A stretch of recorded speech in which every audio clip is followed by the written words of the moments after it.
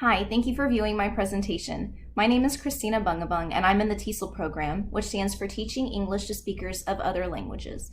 Today I'll be sharing with you how to keep multi-level language learners engaged and motivated in the classroom. During my time as a student teacher, I learned firsthand the effectiveness of open-ended learner-centric activities, and I'm excited to be sharing those practicum experiences with you today. I completed my practicum at the McKinley Community School for Adults, which is located in downtown Honolulu. There I worked alongside an experienced English educator who had provided me with invaluable insight and mentorship. The overarching goal of their program is to provide support for language learners and their families, not only to increase their language skill level, but to provide them with the skills to apply what they learned in their everyday situations so that they can become successful members within their communities. I'd like to take a minute to talk a little bit more about my students. After completing the initial placement test, students are then assigned to classrooms based on their proficiency level. Now, with only having a beginning, intermediate, and advanced class available, this provided ample opportunity for the creation of multi-level language learning classrooms.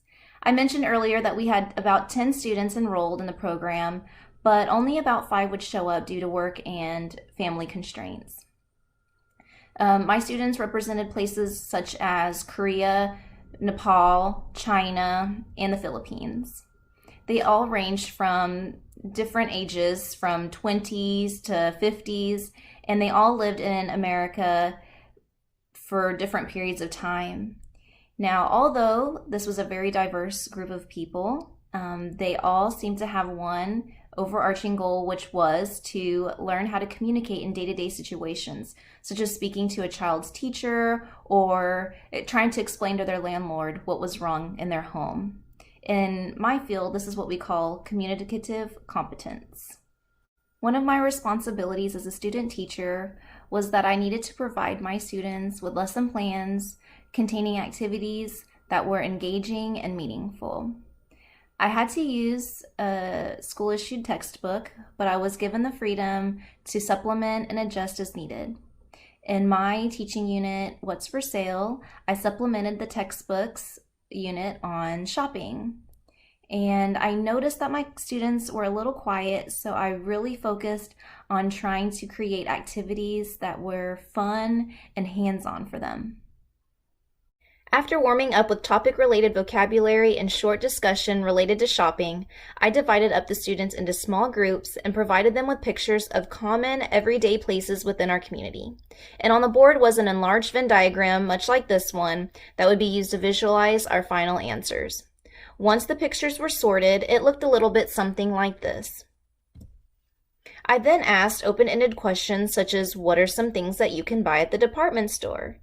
And the students were enthusiastic, shouting things out like clothes, makeup, and shoes, but it wasn't long before someone said something like, wait, there is a beauty salon in the department store. Those are services, right?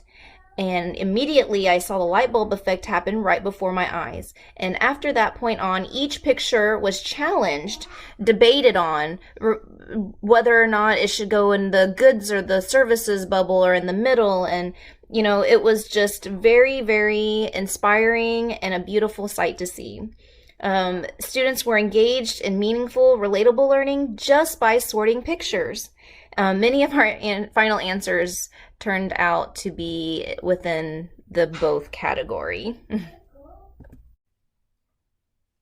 Why am I mentioning this activity?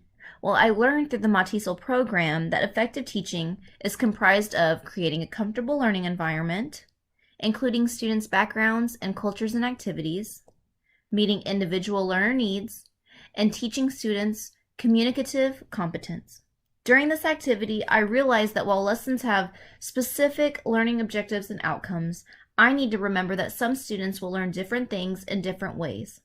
In a multi-level language class, some students will have learning needs focused on content, in this case shopping, whereas others have the need to learn how to verbalize their ideas.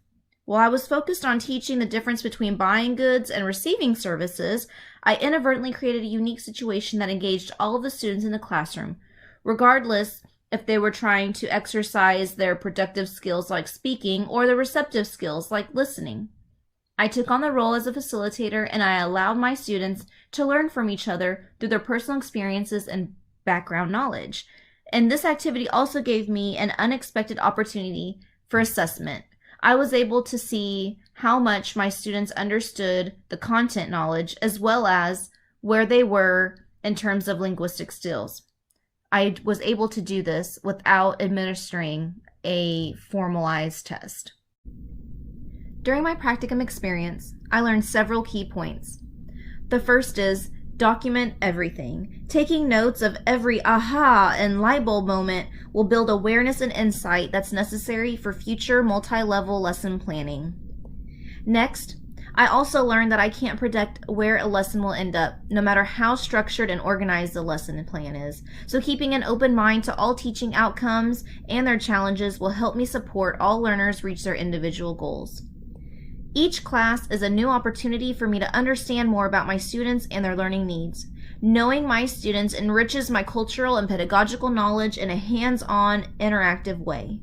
Students who are given the opportunity to take charge of their own learning know that I value their input and ideas. This creates a diverse and motivated group of learners. And finally, the language learning classroom is not the only place to find multi-level learners. As a naval instructor, I can apply this concept in my military classroom. Giving students a chance to share their experiences and expertise with their peers is motivating for everyone, from my most experienced sailor in the classroom to the most junior. Thank you for taking the time to listen about my personal practicum experience. I hope that you learned something new or interesting, and more importantly, I hope that you're able to apply something from this presentation in your own area of expertise. Thank you, and I'll see you at the symposium.